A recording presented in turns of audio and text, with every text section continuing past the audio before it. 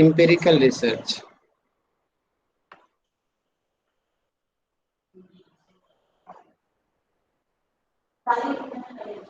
Empirical तक हमने कर लिया था।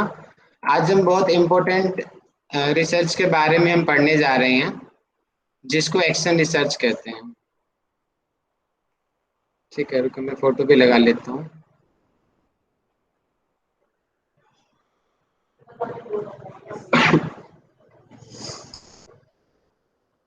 एक्शन रिसर्च, कोई मुझे बताएगा एक्शन रिसर्च? मैंने पहले भी एक बार आइडिया दिया था आप लोगों को एक्शन रिसर्च का, जिसको जी याद भैया। हो एक्शन बताइए। रिसर्च आपका इसमें ही आता है, जो आउटकम वाला होता है ना, उसमें आता है वो चीज। तो उसमें क्या होता है कि जब आपको पहले तो आपका बेसिक होता है, बेसिक मतलब कि बेसिक रिसर्च यानी आपकी फंडामेंटल, और उसके बाद फिर जब उन नियमों को हम लोग अप्लाई करते हैं अपनी लाइफ में तो अप्लाइड में हो जाता है, और जब उनमें हम कुछ चीजों की हमें चेंज करने की जरूरत पड़ती है, कुछ चीजें नहीं सही हैं उनको हमें चेंज करना है, कुछ उसमें नई चीज ऐड करनी है या फिर उसमें कुछ फेर बदल करना है, तो वो आपकी एक्शन रिसर्च में आ जाती है। और इसके स्टेप होते हैं कि सबसे पहले आप किसी भी चीज को प्लान करते हो, उसके बाद फिर आप उसको तुरंत के तुरंत उसको अप्लाई कर देते हो, और अप्लाई करने के बाद फिर आप उसको ऑब्जर्व करते हो कि वो कितना सक्सेसफुल हुआ है, कितना सक्सेसफुल नहीं हुआ है, और फिर आप उसको दोबारा से फिर उसको दोबारा से करने की प्रैक्टिस करते हो, उसमें मतलब कुछ और चीजें करते हो, फिर उसमें अगर वो चीज नहीं हुई तो दोबारा से रिफ्लेक्ट करते हो एक तरह से। बहुत अच्छा बताया आपने। इसको अगर हम टीचिंग एप्टीट्यूड के दृष्टिकोण से बताऊं तो माइक्रो टीचिंग भी बोलते हैं इसको। माइक्रो टीचिंग पता है आप सबको कहाँ यूज की जाती है? किसी को पता है माइक्रो टीचिंग? जी सर। जो आपके जी बीएड वाले बताइए। उसमें होती है उसमें यूज की जाती है, बीएड वाले उसमें सबसे ज्यादा यूज की जाती है माइक्रो टीचिंग। इसमें क्या होता है कि इसमें उसी उन्हीं स्टूडेंट्स को, मतलब जैसे जो बच्चे वहां पे वो कर रहे हैं, वहां पे बीएड कर रहे हैं, तो उन्हीं को ही बैठा के उन्हीं को ही आपस में ये चीजें प्रैक्टिस कराई जाती है, इसी को माइक्रो टीचिंग बोलते हैं। वेरी टाइमिंग गुड, का वो होता है कि देखते हैं कि पढ़ाते हैं। बहुत बढ़िया। आप लोगों ने स्कूलों में भी फेस किया होगा कि आपके में हमारे स्कूल में तो आते थे, जीबीटी टीचर आते थे, बीएड के टीचर आते थे। वो आके एक्सपेरिमेंट करते थे, क्योंकि वो वहाँ पे उन्होंने कोर्स किया और हमारे ऊपर आके वो एक्सपेरिमेंट करते थे। बहुत सारे टीचर आते थे। तो इसमें क्या होता है कि वो क्या कहते हैं, पहले सबसे पहले प्लानिंग की जाती है कि वो प्लान करते हैं कि उनको पढ़ाना क्या। जैसे आप मेरे से लगा लीजिए, मैं पहले प्लान करता हूँ कि मुझे आप लोगों को क्या पढ़ाना है, उसके बाद में एक्शन लिया जाता है। मैंने आपको पढ़ा दिया, अब उसके बाद में मैं क्या करता हूँ, ऑब्जर्व करता हूँ मैं अपनी ही गलतियों को, या मैं खुद यूट्यूब पे अपनी ही वीडियो को सुनता हूँ और मैं अपनी गलतियों को खुद निकालता हूँ, लिखता हूँ, फीडबैक लेता हूँ लोगों से और उसमें इम्प्रूवमेंट करता हूँ। जो उसमें जो गलतियां हैं उनको मैं दूर करता हूँ। फिर अगली क्लास में दोबारा से फिर प्लान करता हूँ कि अब मुझे ये गलती नहीं करनी। फिर दोबारा से जो मैंने प्लान किया है उसको फिर अगली क्लास में फिर अप्लाई कर देता हूँ। फिर मैं अपने वीडियो को दोबारा से ऑब्जर्व करता हूँ कि हाँ, क्या मैंने उस गलती को इम्प्रूव किया। फिर दोबारा से फीडबैक लेता हूँ और जो कुछ गलती निकलेंगी उसको फिर नोटिस किया जाता है और उन गलतियों को मैं कैसे दूर करूँ, फिर अगली क्लास में फिर प्लान किया जाता है। इस प्रकार ये सर्कल चलता रहता है। इसको ही एक्शन रिसर्च कहते हैं। इसको साइक्लिंग रिसर्च भी बोला जाता है, क्योंकि इसमें ये सर्कल बनता रहता है, चलता रहता है। जैसे कि मैंने आपको बताया था कि मुझे आप लोगों को, आप लोग सभी लोग इंग्लिश के टीचर हो, किसी स्कूल में आप लोग गए, आपने कहा, आपको ग्रुप दे दिया 20 लोगों का और बोला कि आप 20 लोगों को आपको इंग्लिश ग्रामर सिखानी है, स्पीकिंग का कोर्स सिखाना है 20 बच्चों को। ठीक है, आप सब लोग गए, सपोज करते रहो जैसे जैसे मैं बोल रहा हूँ। तो मुझे माइक खोल के कौन बताएगा सबसे पहले आप लोग क्या करोगे? मुझे बताएंगे पुष्पा जी। आप क्या करोगे? 20 लोगों का ग्रुप आपको दे दिया, बताइए। सर हम देखेंगे पहले कि जो ग्रुप है उसमें इंग्लिश का लेवल क्या है उनका, और फिर उसके बाद उस हिसाब से उनको पढ़ाना शुरू, मतलब जो भी कक्षा में पढ़ाना शुरू करना है वो करेंगे। ठीक है, सबसे पहले तो हम ये देखेंगे कि प्लान करेंगे। प्लानिंग हमेशा सबसे पहले आती है, जो मैंने अभी बताया था ना, प्लानिंग। मतलब कि आप दिल्ली में जाके पढ़ा रहे हो, दिल्ली के बच्चे तो वैसे एक्सपर्ट होते हैं इंग्लिश में, उनको तो जरूरत ही नहीं है, आधे तो क्योंकि पैदाइश ही है। लेकिन आप किसी विलेज के स्कूल में गए हो तो आप उस तरीके से देखो कि भैया विलेज में तो वैसे इंग्लिश के बारे में बड़ा मारा मारी है। तो यानी कि उसके उसके लिए प्लान करोगे कि बच्चों का लेवल क्या है, उस हिसाब से प्लानिंग करोगे, और उस जो प्लान आप करोगे और उसको फिर आप डाल दोगे। तो फिर आपने कहा कि 20 बच्चे हैं, ठीक है, आप लोग ये करो, बॉयज 10 बॉयज एक तरफ हो जाओ, 10 गर्ल्स एक तरफ हो जाओ, आपस में प्रैक्टिस करो। अब वो सभी लोग आपस में प्रैक्टिस कर रहे हो और आप लोग उनको ऑब्जर्व कर रहे हो, देख रहे हो कि वो आपस में कम्युनिकेशन कर रहे हैं इंग्लिश में, आप जो गलतियां हो रही है आप उनको बता रहे हो। फिर आपने देखा कि कुछ बच्चों का इंटरेस्ट नहीं है, तो फिर आप उसमें क्या चेंज करोगे?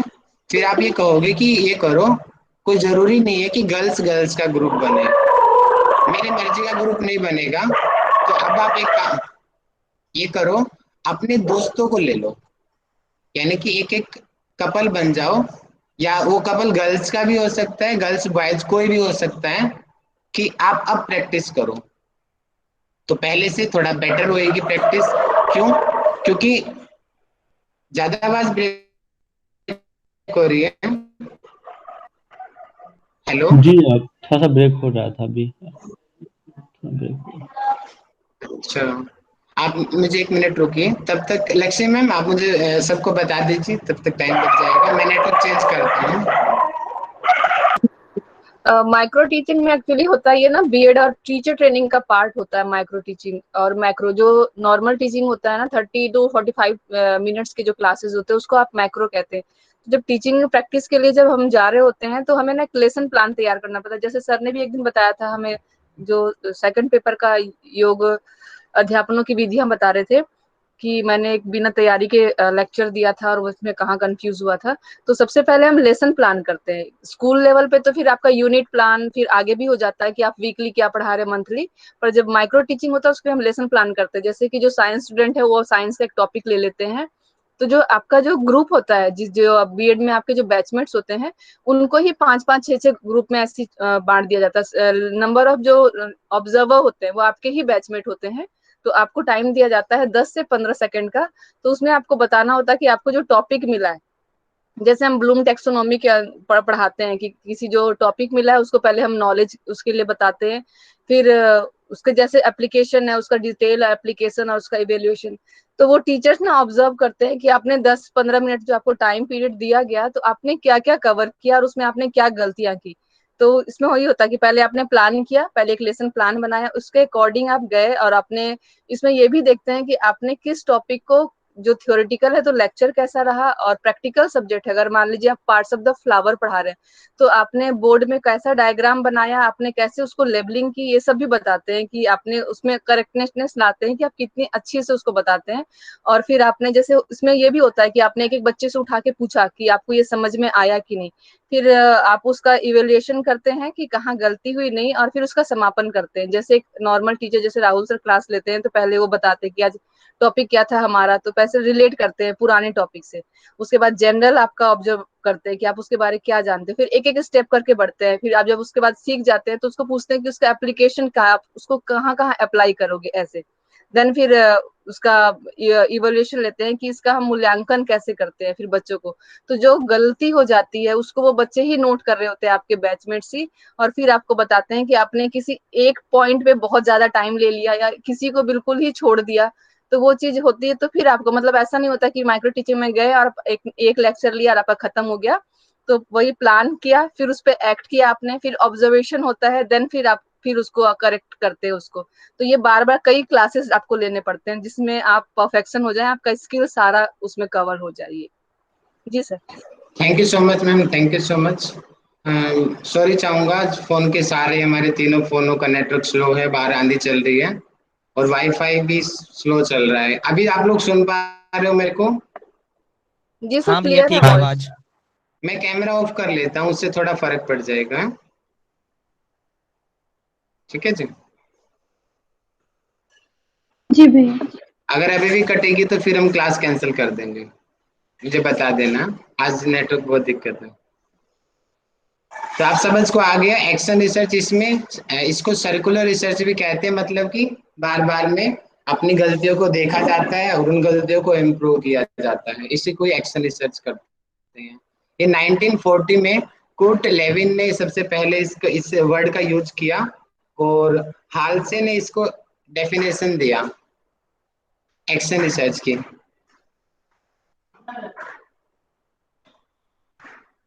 वही है कि क्योंकि अप्लाइड रिसर्च के अंतर्गत ही हम इसको मानते हैं कि इसमें जैसे अप्लाइड रिसर्च होता है उसमें फंडामेंटल के बाद में अप्लाइड रिसर्च को माना जाता है कि फंडामेंटल में सबसे पहले प्रिंसिपल्स को बनाए जाते हैं और उसमें बनाने के बाद में उनको जब लाइफ में जब इम्प्लीमेंट किया जाता है और उसमें जो सुधार की जो गुंजाइश होती है वो एक्शन रिसर्च में की जाती है। क्योंकि इसका एक अपना उद्देश्य होता है, तो पर्पज होता है इस क्रिया का कि आपको इंग्लिश सिखानी है, आपको योगा में रिजल्ट निकालना है, आपका पर्पज क्या है, उस पर्पज को फोकस रखते हुए आप बार बार प्लान करते हो और अपने एक्शन उसमें डालते रहते हो, उस एक्टिविटी को कैसे वो इम्प्रूव किया जाए वो करते रहते हो। और इससे क्या होता है कि इससे नॉलेज की इंक्रीज होती है। और सबसे ज्यादा पेपर में ध्यान रखना ये ट्रिक है जहां पर भी इमीडिएट प्रॉब्लम सॉल्विंग आ जाए, क्योंकि ये बहुत बार पेपर में ये क्वेश्चन आ चुका है। जहां पर भी तत्काल समस्या का समाधान हो उसको ही एक्शन रिसर्च कहते हैं।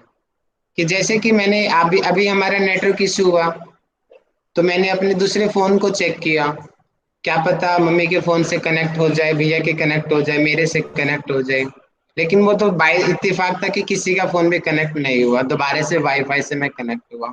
यानी कि जो हमें प्रॉब्लम हो रही है उसका जब हम इमीडिएट सॉल्यूशन निकालते हैं कि ये नहीं तो ये करा दो, ये नहीं तो ये करा दो, उस एक्शन को ही एक्शन रिसर्च कहते हैं। कि इसी रिसर्च में इमीडिएट प्रॉब्लम का सॉल्यूशन होता है एक्शन रिसर्च के अंतर्गत। वही है कि इसमें प्लानिंग की जाती है, इसमें सोचा जाता है कि किस तरीके से हम उसमें इम्प्रूवमेंट लेकर आ सकते हैं।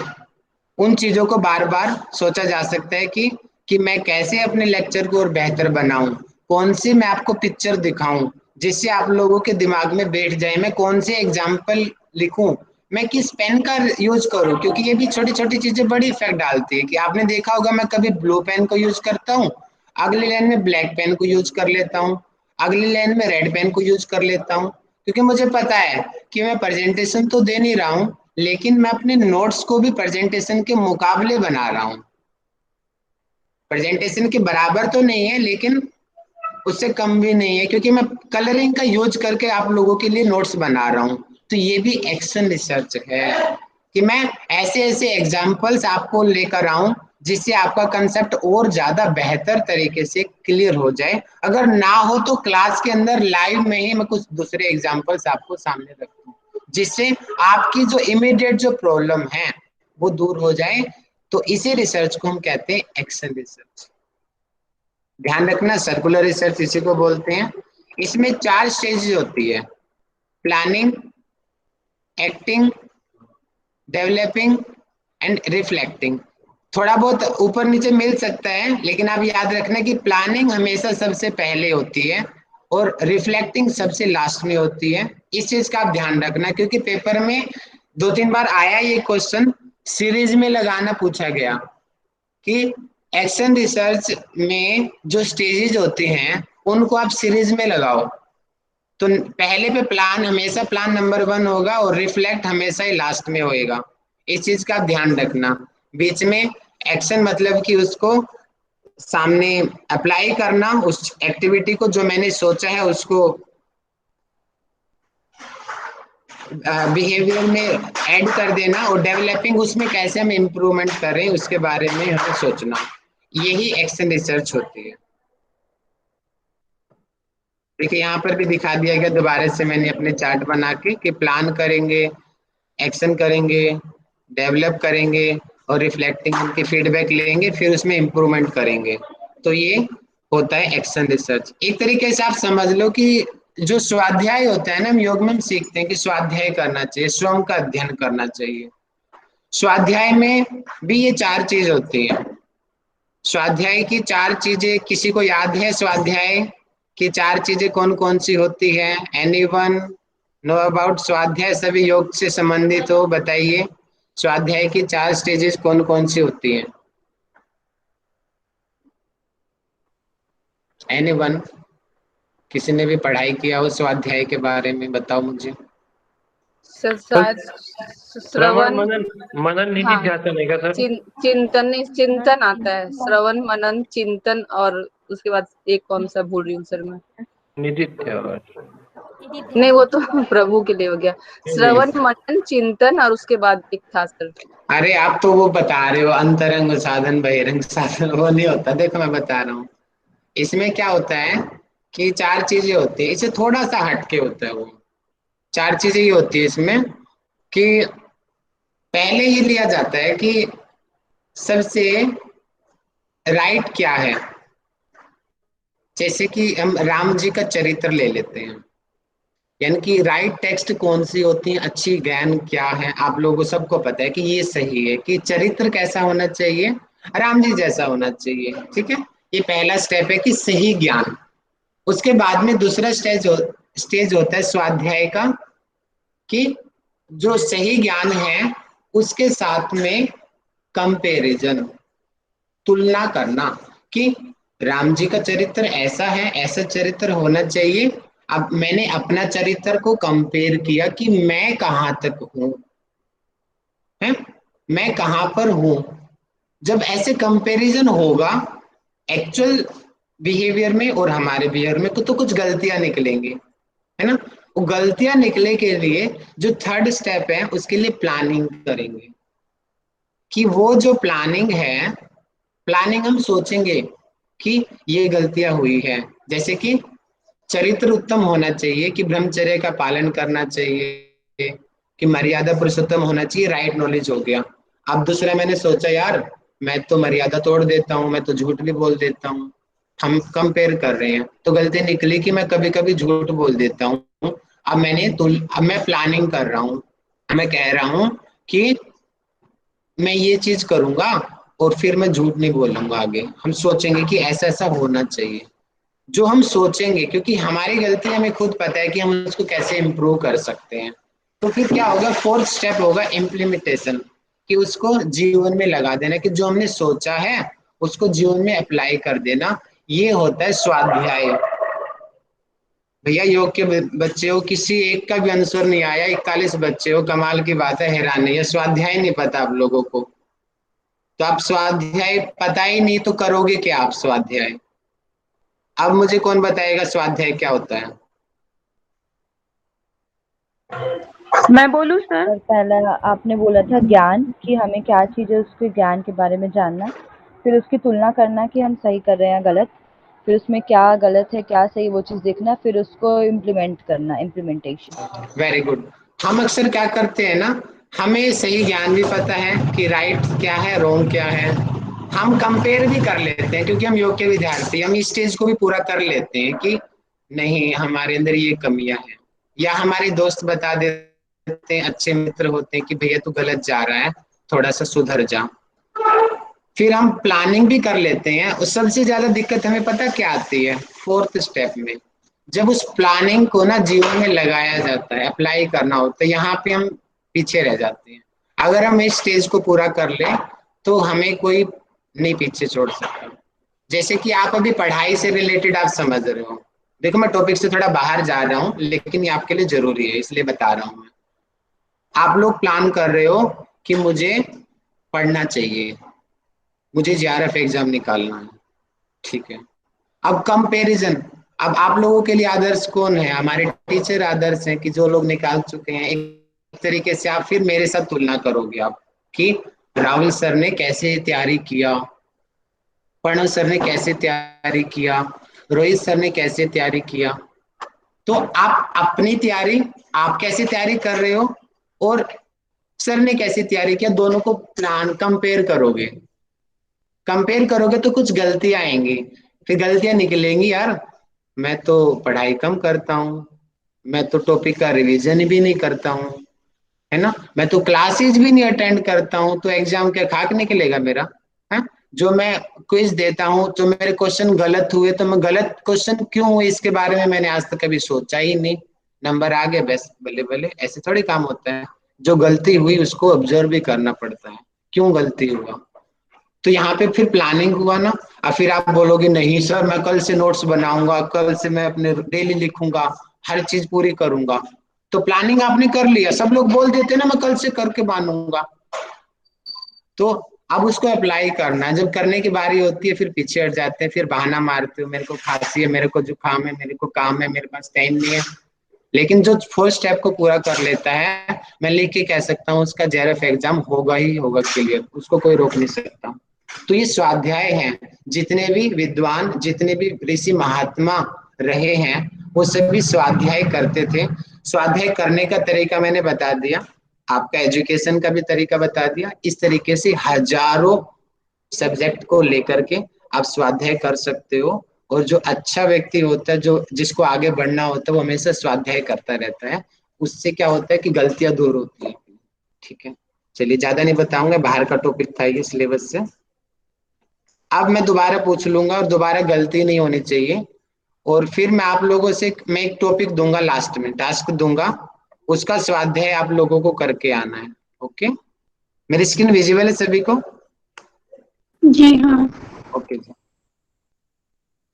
अब आपको बताएं स्टेप्स। अच्छा, यानी कि जो इसके स्टेप्स है ना, क्योंकि इसको साइंटिफिकली बोला जाता है, जो साइंटिफिकली रिसर्च के जो एक्चुअल स्टेप है वो सारे के सारे स्टेप इसी में आएंगे। जैसे कि रिसर्च प्रॉब्लम, हाइपोथेसिस बनाना, समस्या का विश्लेषण करना, है ना, उसका क्या होता है डिजाइन करना, डिजाइन करने के बाद में एक सर्वे का मेथड लेंगे, डाटा कलेक्ट किया जाएगा और डाटे को एनालाइज किया जाएगा, एनालाइज के बाद में निष्कर्ष कंक्लूजन निकालेंगे, इवेल्युएशन उसका मूल्यांकन करेंगे और उसको जनरलाइज कर देंगे। कुछ 7 स्टेप को जरूरी नहीं है, ये मैंने आइडिया लेने के लिए बताया, इस तरीके से 20 भी हो सकते हैं उस सीरीज में, वो मैं पहले भी बता चुका हूँ आप लोगों को सीरीज, और 1-2 दिन बाद फिर दोबारा से सिखाऊंगा डिटेल में करना। यानी कि लेकिन ये ध्यान रखना है कि प्रॉब्लम सॉल्विंग समस्या पहले आता है, फिर रिव्यू ऑफ लिटरेचर आता है, हाइपोथेसिस आती है, ये सीक्वेंस मत गड़बड़ करना, आप लोग इस चीज को ध्यान रखना। ठीक है, ये भी वेरी वेरी इंपॉर्टेंट है। स्टार इसलिए बनाया मैंने क्योंकि पेपर में कई बार पूछा जा चुका है, case study method. Case study method जो है हमेशा आप ध्यान रखेंगे, ये जो क्वालिटेटिव रिसर्च है उसके अंदर लगता है, क्वालिटी को जांचने के लिए, क्वांटिटी इसमें नहीं जांची जाती। और सबसे ज्यादा जो केस स्टडी की जाती है ना, साइकोलॉजी में की जाती है, बिहेवियरल जो स्टडी होती है ना उसमें इसको अप्लाई करते हैं। और जैसे कि किसी व्यक्ति ने कोई क्राइम कर दिया, मान लेते किसी ने कोई रेप कर दिया, ठीक है, हमारी क्लास का कोई बच्चा है उसने एक रेप कर दिया या उसने किसी का मर्डर कर दिया, तो इसमें केस स्टडी का मतलब कि अब हमें उसमें गहराई में जाना है। भैया ये तो बड़ा अच्छा लड़का था, पढ़ने में भी बड़ा अच्छा था, इसका तो कैरेक्टर बड़ा अच्छा था, लेकिन ऐसा क्या हुआ जिसकी वजह से इसने इतना गंदा काम कर दिया, ऐसा क्या हुआ कि इसने खून भी कर दिया, कुछ तो हुआ ही होगा उसकी लाइफ में, कुछ ऊपर नीचे चल रहा है, कोई स्ट्रेस चल रहा है, किसी ने धोखा दे दिया उसको, कुछ तो दिक्कत होगी। यानी कि उसकी गहराई में जाना, उसके केस को अच्छे से पढ़ना, इसी को ही केस स्टडी मेथड कहते हैं। इसमें क्या होता है, इसको एक ही व्यक्ति के बारे में स्टडी की जाती है, इंडिविजुअल, इसलिए इसको एकल अध्ययन पद्धति कहते हैं, या फिर वैयक्तिक अध्ययन पद्धति, मतलब कि जो एक इंडिविजुअल पर्सन के बारे में हम स्टडी करते हैं, एक साथ हजारों की स्टडी नहीं हो सकती इसमें, केस स्टडी सिर्फ एक की ही होगी। जैसे कि मैं भी स्टडी कर रहा हूं, मैंने देखा कि भैया नीरज जी कुछ आजकल कुछ गड़बड़ में चल रहे हैं, कुछ ज्यादा ही मजाक हो गया, कुछ ओवर हो गया, अब उनको कंट्रोल करना है। तो मैंने ऑब्जर्व किया कि हाँ ये दिक्कत आ रही है, तो नीरज जी को मैंने पर्सनल बोला कि नीरज जी थोड़ा कंट्रोल करो, और उन्होंने कंट्रोल कर लिया। मतलब कि क्या हुआ, हमने एक व्यक्ति के बारे में अच्छे से स्टडी किया कि वो ऐसा क्यों कह रहा है, उसको लगता है कि हाँ अच्छा होना चाहिए, लेकिन कई बार हम अपने अच्छे के चक्कर में दूसरों का बुरा कर जाते हैं। लेकिन अच्छा व्यक्ति वही है जो अपनी गलती को सुधार ले, और नीरज जी ने सुधार भी कर लिया। तो केस स्टडी, जैसे कि यहाँ पे केस स्टडी मैंने किया, नीरज जी के मैंने केस स्टडी किया कि नीरज जी बहुत अच्छे बच्चे हैं, लेकिन वो अपने रास्ते से थोड़ा सा डिस्ट्रैक्ट हो गए हैं, उनको लाना चाहिए लाइन पे, और वो आ गए अपनी लाइन पे। मतलब कि जब एक व्यक्ति के बारे में स्टडी किया जाता है उसी को ही केस स्टडी मेथड कहते हैं। ठीक है। और ऐसी बात नहीं है कि अभी मॉडर्न टाइम में ही यूज करते हैं, कि एंशिएंट टाइम से इसका यूज चलता आ रहा है। और जो इतिहासकार होते थे, मतलब कि जो हिस्ट्री को जो लिखने वाले जो लोग होते थे, वो सबसे ज्यादा ना जीवनी के बारे में, जीवन परिचय, जैसे कि हमें महर्षि पतंजलि का जीवन परिचय हमें लिखना है, कि लोगों में बड़ी दुविधा है, भैया महर्षि पतंजलि का जन्म कहाँ हुआ, कोई बोलता है अंजलि में हुआ, कोई बोलता है शेषनाग का अवतार है, मतांतर है ना सब लोगों के अलग अलग। मतलब कि अब हमें उसी के बारे में गहराई में जाना है कि एक्चुअलिटी क्या है, एक्चुअल में महर्षि पतंजलि का जन्म कब हुआ, कहाँ हुआ, कैसे हुआ, कब उनकी मृत्यु हुई, उनको ज्ञान कैसे मिला, इन चीजों की गहराई में। मतलब कि हम एक ही व्यक्ति के बारे में स्टडी कर रहे हैं ना, उसी के जीवन के बारे में अध्ययन कर रहे हैं, इसी को ही फिर उसका डाटा इकट्ठा करेंगे, साइंटिफिकली बोलेंगे कि हाँ देखो वहां पे मैंने देखा उस ग्रंथ में लिखा हुआ है कि पतंजलि का जन्म यहाँ हुआ है, और यही पतंजलि है योग वाले, जिन्होंने व्याकरण पे भी काम किया, जिन्होंने योग पे भी काम किया, जिन्होंने आयुर्वेद पे भी काम किया, यही है वो पतंजलि। अब मैं प्रमाणित रूप से कह रहा हूं कि महर्षि पतंजलि का जन्म XYZ इस जगह पे हुआ, हमने एक ही व्यक्ति के बारे में स्टडी किया ना, तो इसीलिए इतिहासकार भी इस स्टडी को यूज करते थे। मतलब कि इनडायरेक्टली हिस्टोरिकल रिसर्च भी इसके अंतर्गत आ जाती है। जब वो हिस्टोरिकल किसी इंडिविजुअल के लिए की जाए तब वो केस स्टडी कहलाती है। ओके। और आज की लाइफ में सबसे ज्यादा साइकोलॉजी में यूज करते हैं, क्योंकि साइकोलॉजी क्या है, मनोरोगी, इसमें क्या होता है कि बातें की जाती है आपस में, उसके लाइक डिसलाइक पूछे जाते हैं, आप ऐसा क्यों कर रहे हो, आप आज से पहले तो ऐसा नहीं करते थे। साइकोलॉजी में इस तरीके के बहुत सारे क्वेश्चंस होते हैं, फॉर्म्स होते हैं, कुछ टेस्ट लिए जाते हैं उन लोगों के। तो साइकोलॉजी में इंडिविजुअली इस उस पर्सन की जांच की जाती है, और फिर उस कारण को पता लगाते हैं, भैया हाँ कि उस प्रॉब्लम से ये प्रॉब्लम हो रखी है। फॉर एग्जाम्पल जैसे मैं समझाना चाहता हूँ कि मेरी एक पेशेंट थी अर्जुन नगर, साउथ दिल्ली में, सफदरजंग में है ये। और मैंने देखा कि उसका वेट करीबन उस टाइम था 1.5 साल पहले 125 किलो वेट, मेरे से 4 बन जाए, इतनी मोटी लेडी थी वो, हमेशा ही स्ट्रेस में रहती, और बोलती कि राहुल जी मैं तो सुसाइड करने जा रही हूँ। डेली मेरे पास रात को फोन आता 12 बजे, 1 बजे, 2 बजे, राहुल जी राहुल जी राहुल जी। माँ जी उठते फोन उठाता, मैं मरने जा रही हूँ। माँ जी अच्छा मरने जा रहे हो, तो मेरे को क्यों फोन किया?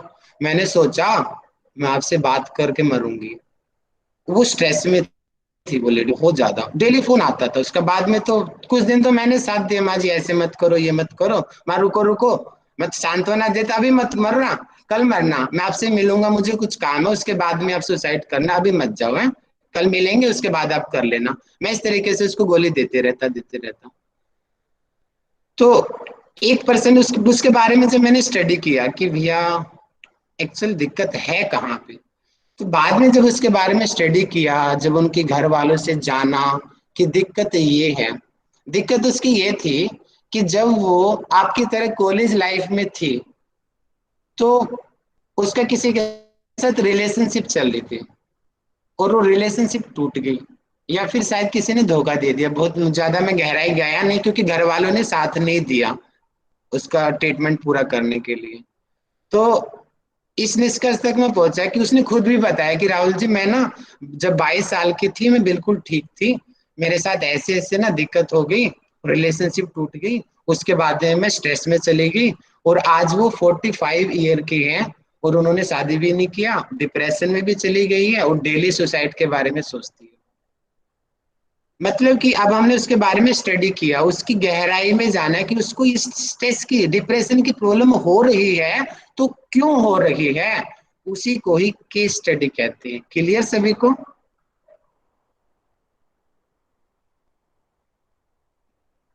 अब मुझे कौन समझाएगा केस स्टडी कुछ नए एग्जाम्पल से? एनीवन, हाथ उठाओ। किसी ने इस तरीके का एक्सपेरिमेंट किया हो, शॉर्ट वर्ड में बताएंगे। रुको, पहले हाथ उठाओ फिर मैं, बाकी लोग पार्टिसिपेट करो, 2-3 लोग करते रहते हैं। नए लोग कौन है? कौशल लोधी जी, कौशल लोधी जी ने आज पहली बार हाथ उठाया। बताइए जी, अपना कोई केस बताइए शॉर्ट में। जी जी सर, प्रणाम सर। जैसे प्रणाम। पुलवामा अटैक हुआ था जो पहले हुआ था, उसके उसके बाद जैसे वहां पे जाते और वहां की स्टडी करते, कैसे हुआ, कैसा प्लान था आतंकियों का, जो पूरी की पूरी स्टडी जो करते, तो वो स्टडी जो है अपनी केस स्टडी कहलाती। बहुत शॉर्ट में बताया सर मैंने। वेरी गुड, काफी हद तक सही है, एक ही केस को स्टडी करना। लेकिन इंडिविजुअल अगर पर्सन का लेंगे तो ज्यादा बेस्ट रहेगा इसमें। वैसे ठीक है, इसको भी केस स्टडी कहेंगे हम, ऐसी कोई दिक्कत नहीं है। हाँ, मैसेज आया है ग्रुप में, पूजा जी कुछ कहना चाह रही है, बताइए। Thank you so much sir. मैं अपना मेरे एक स्पेशल बच्चा है, उसके बारे में मैं थोड़ा सा बताना चाहूंगी। उसका एक्चुअली ये था कंडीशन कि जब मैंने स्कूल ज्वाइन किया था स्पेशल बच्चों का, तो मैंने ये चीज ऑब्जर्व किया कि कुछ बच्चे जो हैं वो योगा को इंटरेस्ट लेके जाते हैं, मतलब इंटरेस्ट लेते हैं योगा में। बट एक बच्चे थे नानकी, जिसका वो बोल नहीं पाते, उसको स्पीच प्रॉब्लम है, बट वो जो भी टूटे फूटे शब्द बोलती है फिर इशारों में अपनी बातें कंप्लीट करती है। तो मैंने उसको ऑब्जर्व किया कि बच्चा योगा क्लास में क्यों नहीं जाता है, क्यों नहीं वो योगा को इंटरेस्ट ले रहा है, क्यों नहीं वो बच्चों के साथ कोऑपरेट कर रहा है, या फिर मतलब उस चीज पे क्यों नहीं वर्क कर रहा है। तो मैंने उसके साथ अपने आप को कनेक्ट करना शुरू किया और फिर मैंने उससे बातें शुरू की, और उसके लिए मुझे साइन लैंग्वेज भी सीखना पड़ा। तो बट मैं धीरे धीरे उस साइन लैंग्वेज के थ्रू उस बच्चे के मैं काफी करीब गई, और फिर उसको मैंने मोटिवेट इस तरीके से किया कि बच्चा आपको मेरी तरह बनना है ना, बिल्कुल स्लिम होना है, आपको पतला होना है, हेल्दी दिखना है ना। बाकी क्लास के बच्चे देखो कैसे जाते हैं योगा में और योगा करके आते हो कितने हैप्पी रहते हैं वो सब। तो आपको ये चीजें नहीं पसंद, आपको ये नहीं करना। तो उसको धीरे धीरे मैंने मोटिवेट किया, और उसको मैंने ये चीज किया कि बच्चा आप चलो क्लास में, नहीं करना कोई भी योगासना, आपको कोई कुछ नहीं करवाएगा। तो बच्चे जाते थे, 1 महीने लगातार वो क्लास में गई, सिर्फ कुर्सी पे बैठी रहती थी और क्लास में देखती थी हो क्या रहा है। धीरे धीरे वो बच्चा, एक दिन क्या हुआ, 1 महीना कंप्लीट हो गया, अंदर वो खुद आती है, मेरा हाथ पकड़ती है और मैम मेरे से कहती है मैम मुझे शीर्षासन के लिए आप रोप्स पे कर दो। दैट टाइम मैं इतना मतलब शॉक्ड हुई कि बच्चे में मतलब अपने आप क्या उसके मन में, क्योंकि स्पेशल बच्चों के माइंड में क्या चलता है हमें पता नहीं, आइडिया नहीं चलता है। बट वो बच्चा खुद से इनिशिएटिव लिया, और आज till date even online classes भी वो कभी मिस नहीं करती है, और ऑलवेज अपने वो हेल्थ के ऊपर वर्क करती है।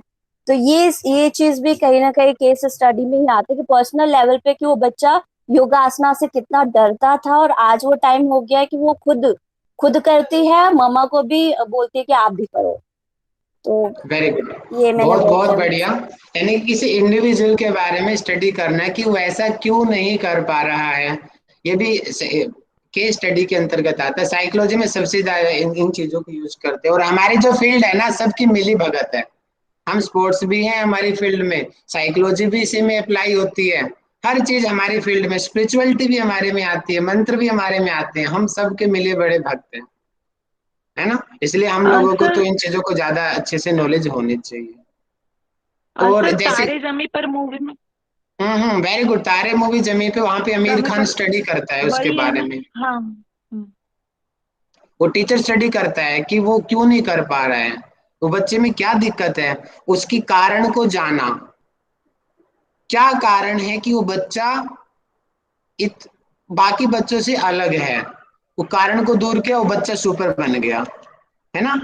यानी कि केस, इसका फायदा क्या होगा कि कारण को अगर हम जान लेंगे तो निवारण भी हो जाएगा। तो कारण तक हम पहुंच जाते हैं केस स्टडी के साथ में। अब कोई क्राइम, किसी ने मर्डर कर दिया, क्यों कर दिया, वो कारण तक जाते हैं। क्योंकि बच्चों को, आपने सुना होगा ना, एक कोर्ट का नियम बना हुआ है कि शायद 18 साल से पहले बच्चे अगर किसी का मर्डर कर देंगे तो उनको फांसी नहीं दी जाती। सभी को पता होगा ना इस रूल के बारे में। वो क्यों बना है, वो इसीलिए दिया है कि 18 साल से पहले बच्चों के अंदर ना नासमझी होती है, समझ नहीं होती है कि वो अपने बेनिफिट के लिए नहीं करते, बस उनको कुछ प्रॉब्लम होती है या कुछ अंदर से कोई दिक्कत है, उसकी वजह से वो इस तरीके के क्राइम करते हैं, तो उनको हम अपराध नहीं मानते। हाँ, कुछ समय के लिए बच्चों की जेल में उनको डाल देते हैं, साइकोलॉजिस्ट के द्वारा उनका ट्रीटमेंट करते हैं, बाद में उनको छोड़ भी देते हैं। लेकिन कोई बड़ा व्यक्ति अगर मर्डर करता है उसको फांसी दे देते हैं, है ना। तो ये स्टडी जो है ये भी केस स्टडी के अंतर्गत आती है। और इसके साथ में बच्चा अनुशासनहीन कर रहा है कि कोई बच्चा क्लास में डिसिप्लिन को फॉलो नहीं करता, अब टीचर क्या करेगा, भैया क्यों नहीं करता। एक तो होता है कि टीचर उसको डांटता है, पीटता है, बार बार मारता रहता है ना, उससे बच्चा और ज्यादा रूड हो जाता है। लेकिन अच्छा टीचर क्या करेगा, अच्छा टीचर ये जानेगा कि ये बच्चा ऐसा क्यों कर रहा है, क्यों ये इतना ज्यादा बोलता है क्लास में, है ना, ये बच्चे के कैरेक्टरलेस हो रहा है, तो ये क्या रीजन है इसके जिसकी वजह से इसका कैरेक्टर नेगेटिव की तरफ जा रहा है। वो टीचर वहां पे केस स्टडी करेगा, अगर टीचर सफल रहा तो बच्चा ठीक हो जाएगा, नहीं तो बच्चा और ज्यादा परेशानी में आ सकता है और ज्यादा डिफिकल्टी का फेस उसको करना पड़ सकता है। तो केस स्टडी बिल्कुल लाइफ में लगने वाली तो है ये जी। इम्पोर्टेंस ये होता है ना सर कि इसमें वो डाटा कलेक्शन पे नहीं ध्यान दे के इसका रिसर्च स्ट्रेटेजी पे हम ध्यान रखते हैं कि हम, जैसे पूजा ने बताया ना, उसने किस तरह स्ट्रेटेजी बनाई और उसके करीब गई, तो इसके क्वालिटी पे डिपेंड करता है बहुत ज्यादा। वेरी गुड, ये आगे मैंने मेंशन कर दिया था लक्ष्य मैम ने पहले ही इस चीज को, वेरी गुड, बहुत अच्छी पकड़ आपकी। इसमें क्वालिटी पे वर्क किया जाता है, क्वांटिटी पे वर्क नहीं किया जाता कि हमें रिजल्ट चाहिए, नंबरिंग से हमें मतलब नहीं है। रिजल्ट मतलब कि वो पहले योगा नहीं करता था, वो योगा करने लग गया, रिजल्ट आ गया ना, अब डाटा क्या करेगा इसके आगे। इसके अंदर ध्यान रखना, ये क्वेश्चन एक बार पूछा गया था कि केस स्टडी किसके अंतर्गत आती है, क्वालिटेटिव, क्वांटिटेटिव, बोथ या नन ऑफ द अबव। तो इसका आंसर आएगा क्वालिटेटिव, कि सिर्फ इसमें क्वालिटी को निखारा जाता है। ओके, देखिए यहाँ पे मैंने महाराणा प्रताप का एग्जांपल ले लिया, जो मेरा आइडल है, महाराणा प्रताप और चेतक। तो महाराणा प्रताप के बारे में हमें जीवनी लिखनी है, उसके बारे में पता लगाना है कि उनका जन्म कहाँ हुआ, कैसे कैसे उन्होंने संघर्ष किया अकबर के साथ में, कैसे वो घास की रोटियां खा के जिए, उनका घोड़ा था चेतक नाम का, उसका बलिदान, कि उसके बारे में हमें स्टडी करनी है। तो हमें अच्छे अच्छे ग्रंथों को पढ़ना पड़ेगा जिसमें महाराणा प्रताप के बारे में बताया हुआ होगा। इंडिविजुअली हम खाली महाराणा प्रताप के बारे में ही स्टडी करेंगे, तो इंडिविजुअल एक ही पर्सन के बारे में पढ़ रहे हैं, लेकिन हजारों बुक से अलग अलग व्यूज लेकर के फिर एक निष्कर्ष निकालेंगे हम, उसी को ही केस स्टडी कहते हैं। ओके, उसमें जो केस स्टडी होगी वो एक्चुअलिटी होगी, कि रियलिटी के बिल्कुल करीब होगी। वो बिल्कुल रियलिटी तो हम नहीं कह सकते क्योंकि हमने आंखों से थोड़ी देखा है, हम तो अलग अलग पुस्तकों से लिखा हुआ देख के तो डाटा निकालेंगे, लेकिन वो जो डाटा हम निकालेंगे वो एक्चुअलिटी के नजदीक होगा। इसमें एक कल किसी व्यक्ति विशेष इंडिविजुअल की स्टडी की जाती है और बहुत ही केयरफुली, सावधानी से की जाती है, तभी तो उसको ही केस स्टडी मेथड कहते हैं। ओके, जैसे कि हमें अंगराज कर्ण के बारे में स्टडी करनी है, एकलव्य के बारे में स्टडी करनी है कि अंगराज कर्ण कैसे व्यक्ति थे, उन्होंने राज्यसभा में क्या किया। कोई बुक, कई जगह तो उसकी नेगेटिव छवि इतनी ज्यादा बना रखी कि अंगराज कर्ण बहुत बुरे व्यक्ति थे, लेकिन कुछ एक जगह जब मैंने स्टडी किया है वहां पे निकलता है कि एक्चुअल में उनसे तो बढ़ के कोई व्यक्ति था ही नहीं, अंगराज कर्ण से बढ़ के। तो मतलब कि अभी भी लेकिन थोड़ा सा द्वंद्व है। तो मतलब कि जब हम आगे आगे कोई और रिसर्चर अंगराज कर्ण के बारे में स्टडी करेगा कि एक्चुअलिटी में वो अच्छा था या बुरा था, क्यों उसने ऐसा किया, यानी कि इंडिविजुअल के बारे में स्टडी करना, that is case study method. Business में भी यूज करते हैं कि बिजनेस में लॉस आ गया, अब वो लॉस क्यों आ गया, किसकी वजह से आ गया, उनके बारे में गहराइयों में जाना, है ना। अब इसकी विशेषताएं क्या है, characteristic of case study method. किस में क्या होता है कि अध्ययन एक विशिष्ट इकाई की इंडिविजुअल के बारे में स्टडी की जाती है। वो इंडिविजुअल कोई पर्सन भी हो सकता है, वो इंडिविजुअल कोई ऑर्गेनाइजेशन भी हो सकती है, इंडिविजुअल कोई फैमिली भी हो सकती है, इंडिविजुअल कोई कंट्री भी हो सकती है, इंडिविजुअल कोई भी इंसिडेंट भी। जैसे अभी कौन थे वो, कौशल जी थे शायद, उन्होंने पुलवामा का एग्जाम्पल दिया था। कोई भी इंडिविजुअल कोई इंसिडेंट भी हो सकता है कि उसके बारे में हमें स्टडी करना है कि वहां पे आतंकवादी केस हुआ क्यों, क्या एक्चुअल में वो पाकिस्तान वालों ने ही मारा था या अपने ही देश के लोगों का काम था, उसके बारे में स्टडी करना है ना। क्राइम ब्रांच का जो काम होता है वो केस स्टडी ही होता है। सीआईडी आप लोगों ने देखा होगा, बड़ा फेमस सीरियल है। सीआईडी में केस स्टडी ही की जाती है, वो पूरी टीम होती है केस स्टडी की। वो सीबीआई की वो 5-6 लोग उसमें काम करते हैं, वो सारे के सारे एक ही व्यक्ति के बारे में लग जाते हैं बुरी तरीके से, और लास्ट में वो रिजल्ट निकाल देते हैं। वो जो गुनहगार होता है कितना ही दिमाग लगा लेता है, लेकिन लास्ट में उस तक पहुंच जाते हैं उसका केस स्टडी करके कि हाँ तूने मारा है, ये प्रूफ है मेरे पास कि तूने ही मारा है इस व्यक्ति को, क्योंकि इसमें डीप स्टडी की जाती है, कंप्लीट स्टडी की जाती है कि कंप्लीट अब एविडेंस से बता रहा हूं कि इस व्यक्ति का मर्डर इसने किया है, और फिर उसको केस, उसको कोर्ट सजा देगी फिर बाद में। ये क्वालिटी पे वर्क करता है, ध्यान रखना, क्वांटिटी पे नहीं करता। ठीक है, वेरिएबल्स उनका अध्ययन किया जाता है कि बाहर क्या आ रहा है, उससे पहले क्यों ऐसा वो कर रहा था।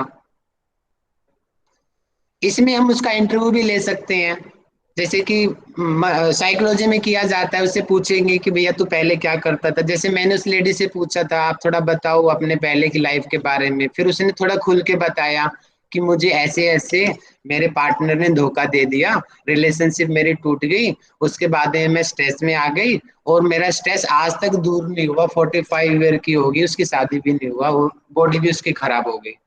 तो यानी कि मैंने उसका साक्षात्कार किया, इंटरव्यू लिया आमने सामने बैठ के, उसके बारे में उससे क्वेश्चंस भी पूछे मैंने। क्वेश्चंस को हम फोन पे भी पूछ सकते हैं, या एक फॉर्म भरवा कर भी उसकी केस स्टडी की जा सकती है ना, या फिर मैगजीन्स वगैरह में आदि में कोई चीज डाटा निकल के आया है, उन चीजों को स्टडी किया जा सकता है इस तरीके से। ये हो गया केस स्टडी मेथड। अब मैं आपको बताता हूँ लॉन्गिट्यूडनल रिसर्च। अब मैं आपको इससे पहले पिक्चर दिखा देता हूँ जिससे आपको जल्दी समझ आएगा पिक्चर देखते ही। ठीक है, पिक्चर आपको दिख रही है तो मैं डायग्राम में समझा देता हूँ कि पिक्चर में ऐसा क्यों बोला है।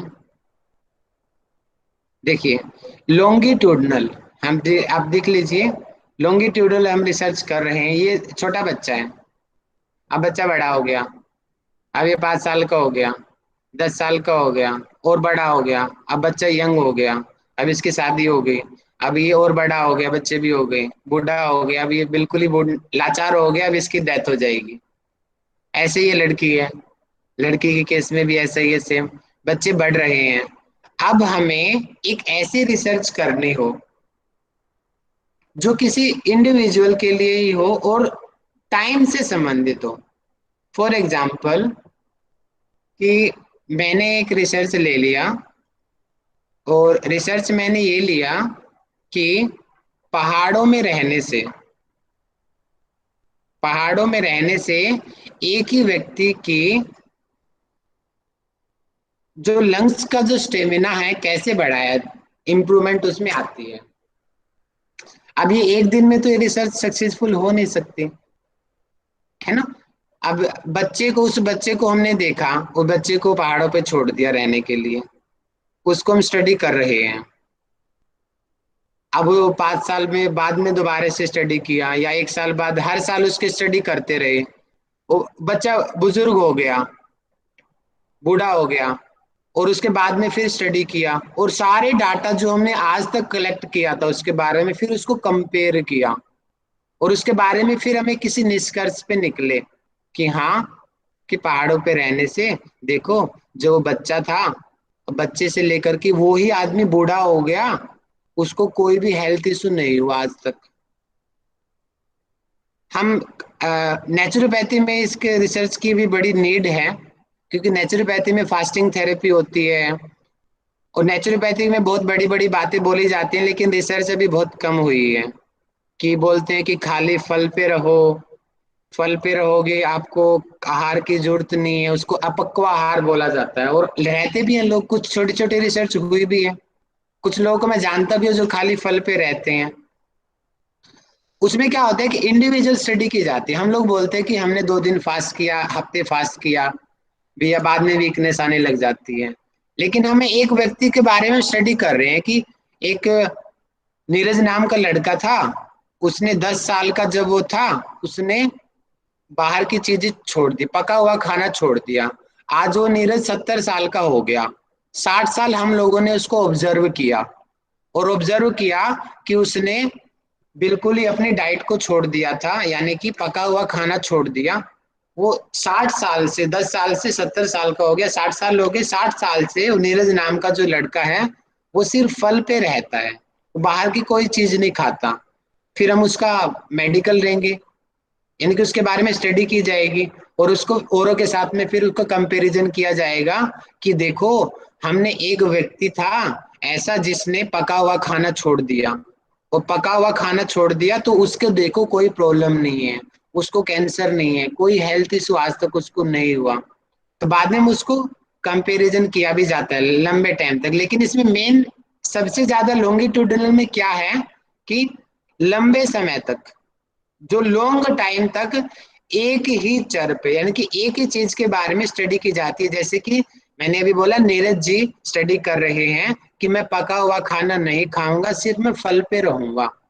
ऐसा वो 60 साल तक कर रहे हैं, टाइम हो गया 60 साल तक, और चर क्या हो गया, फल, सिर्फ मुझे फल पे रहना है, मैं पका हुआ नहीं खाऊंगा। तो इस टाइप की जो स्टडी होती है जो लंबे टाइम तक चलती है, उसको लॉन्गिट्यूडनल रिसर्च कहते हैं। हिंदी में इसको अनुदैर्ध्य अनुसंधान कहते हैं। ज्यादातर ये इंडिविजुअली होती है, ग्रुप में भी की जा सकती है, लेकिन ज्यादातर इंडिविजुअल होती है। ठीक है, इसमें बहुत टाइम लगता है, इसको बहुत कम लेते हैं, क्योंकि आप ही सोचो कि 60 साल तक कौन वेट करेगा। आपको पीएचडी में कितने साल मिले हैं रिसर्च के लिए? 3 साल या फिर 5 साल मैक्सिमम। अब आप लोग ऐसे रिसर्च का सिलेक्ट करोगे जो 1 या 2 साल में समाप्त हो जाए, क्योंकि अगर आपने गलती से लॉन्गिट्यूडनल रिसर्च उठा ली, भैया आपकी तो होगी पीएचडी नहीं हो पाएगी। क्योंकि आप पूरी लाइफ, अगर आप 10 साल 20 साल लॉन्गिट्यूडनल रिसर्च ही करते रहोगे, तो आपको प्रमाणित कब किया जाएगा कि आप पीएचडी कर चुके हो? तो ये हम लोग अभी नहीं करते। हाँ, उसके बाद में जो बड़े लेवल पे जब हम जाते हैं, उस टाइम लॉन्गिट्यूडनल रिसर्च की जाती है। अभी आप लोग मास्टर कर रहे हो, या इसके बाद में कुछ लोग पीएचडी कर रहे हैं, वो ऐसा टॉपिक सिलेक्ट करते हैं कि जो 1-2 साल में या 2-4 महीने में उसका निष्कर्ष आ जाए। जैसे कि अभी मैं दोबारा से, मैं राजेश जी क्लास में है क्या? राजेश जी क्लास में है क्या? तो आप अपने रिसर्च के बारे में थोड़ा सा बताइए, ताकि मैं बच्चों को समझा सकूं और अच्छे से कि आपने कितने दिन का टारगेट दिया है अपने रिसर्च को पूरा करने में, और आपकी प्रॉब्लम क्या है, और आपने क्या क्या हाइपोथेसिस ली है। राजेश जी प्लीज बताइए, अगर आप सुन पा रहे हो तो। हाँ राहुल, धन्यवाद आपका बहुत बहुत मुझे मौका देने के लिए। अच्छा, मैंने नेट क्लियर किया जैसे मैंने बताया लास्ट ईयर। उसके बाद मेरे पास ऑप्शंस थी 5-6 यूनिवर्सिटीज की, लेकिन सब समय को देखते हुए मैंने शूलिनी यूनिवर्सिटी शिमला के पास या सोलन के पास है उसको चुना। यहाँ हमारे टीचर हैं डॉक्टर सुबोध, और मेरा जो मैं 2-3 एरियाज में रिसर्च कर रहा हूँ इस समय। एक तो है एक्लेमेटाइजेशन एट हायर ऑल्टीट्यूड्स, जैसे सियाचिन में या हायर ऑल्टीट्यूड में हमारे फौजी जवान लोग जब जाते हैं तो उनको हायर ऑल्टीट्यूड पे एक्लिमेटाइज करने के लिए 10 से 15 दिन लग जाते हैं। और जब जैसे एवरेस्ट चढ़ते हैं तो उसमें भी लोगों को चढ़ने में अगर किसी को मालूम हो तो वो पहले कैंप 2 पे जाते हैं, वापस कैंप 1 पे सोते हैं, फिर कैंप 3 पे जाके कैंप 2 पे आके सोते हैं, फिर वो कैंप 4 पे जाके कैंप 3 पे आके सोते हैं, और अंत में आखिरी दिन असेंट करते हैं वो लोग एवरेस्ट के लिए। तो अभी मैं 2 एवरेस्ट पे टीमें गई हुई है मेरी, जो लोग अभी इस समय वहाँ एवरेस्ट के बेस कैंप पे हैं, उनको मैंने योगा की प्रैक्टिस दी थी यहाँ पर 15 दिन दिल्ली में इंडियन माउंटेनिंग फाउंडेशन में। एक मेरा वो प्रोजेक्ट है। दूसरा मेरा प्रोजेक्ट चल रहा है छोटे बच्चों के ऊपर, जो मैंने अभी शुरू किया, जिसका फॉर्म मैंने गूगल इस पे डाला है आपको। और एक योगा और कोरोना के लिए, जो कि प्योरली सोशल कॉज के लिए है। उससे मेरा डिग्री से कोई रिलेशन नहीं है, लेकिन मैं चाहता हूं कि मैं एक ऐसा एस्टेब्लिश करूं फैक्ट के जो लोग ने योगा किया या प्राणायाम किया उसमें से केवल 2% या 1% लोग ही कोरोना से इफेक्टेड हुए, और जिन लोगों ने नहीं किया और या जिन जिन लोगों को कोरोना उसमें से केवल 1% या 2% ही लोग योगा करते थे, तो हम एक चीज को पब्लिश कर पाएंगे पेपर जर्नल्स के अंदर कि योगा ऑथेंटिकली कोरोना में बहुत फायदेमंद है। और आज का समाज या आज का हमारा जो एलोपैथी का जो लॉबी है, वो लोग जब तक किसी जर्नल में पेपर पब्लिश न हो तब तक किसी सिद्धांत को मानने के लिए तैयार नहीं होते, चाहे हम 50 किताब, पतंजलि योग सूत्र, अपना जो भी आप हठ प्रदीपिका कुछ भी बोले, और अगर राहुल जी आप जैसे लोग नहीं आएंगे तो बहुत थोड़े समय जा रहा है, 5-7 साल के बाद आप लोग देखेंगे कोई मैथ्यूज या कोई रॉबर्ट हमें अमेरिका से आके योग सिखाने लगे हैं यहाँ पर आकर के। ये बहुत शर्म की बात होगी हम हिंदुस्तानियों के लिए। बहुत बढ़िया, विराम चाहूंगा। बहुत बढ़िया। तो आपने देखा कि इनकी रिसर्च का टाइम अभी शॉर्ट है, ज्यादा से ज्यादा कोरोना कब से हुआ? अभी पिछले 1 साल से है, 1 साल 2-4 महीने और ऐड कर दो, यानी कि शॉर्ट टाइम की रिसर्च है इनकी। ये गलती से भी ऐसे रिसर्च को हाथ नहीं लगाएंगे कि जिसको करने में 50 साल लग जाए, तो मूर्खता ही होएगी। पीएचडी के दौरान आप ऐसे रिसर्च कर रहे हो कि 50 साल में वो पूरी होगी। तो राजेश जी ने ऐसी रिसर्च को सिलेक्ट किया जो 2-4 महीने में कंप्लीट हो जाएगी। अब फॉर्म भरवाएंगे, वो 2-4 महीने में और अच्छे से रिजल्ट आएंगे और होगी रिसर्च। यानी कि मैं आपको यही बताना चाह रहा हूँ कि लॉन्गिट्यूडल रिसर्च अभी हमारे लिए नहीं है, ये बड़े बड़े लेवल के लोगों के लिए है, जो बड़े गवर्नमेंट लेवल पे जो वर्क कर रहे हैं उन लोगों के लिए। लेकिन ये सब रिसर्च की अपनी अपनी इम्पोर्टेंस होती है, बहुत इम्पोर्टेंट है ये रिसर्च, क्योंकि सर मैं लॉन्गिट्यूडल रिसर्च के लिए एक दो लाइन बोलूं क्या राहुल सर? इसीलिए हम लोग नहीं करते इसको पीएचडी के दौरान।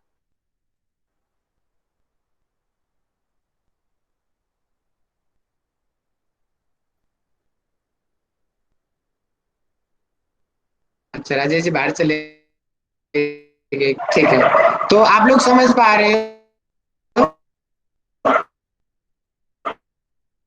जैसे मैंने एग्जाम्पल ले लिया। सर वॉइस ब्रेक हो रही है राहुल सर, बहुत ब्रेक हो रही है सर, बहुत ज्यादा। यशु मेरी आवाज आ रही है आपको? पूनम जी मेरी आवाज आ रही है? जी राजेश जी आवाज आ रही है। राहुल जी क्लियर करते हैं, मैं आपको लॉन्गिट्यूडल स्टडीज के लिए 1-2 हिंट दूंगा।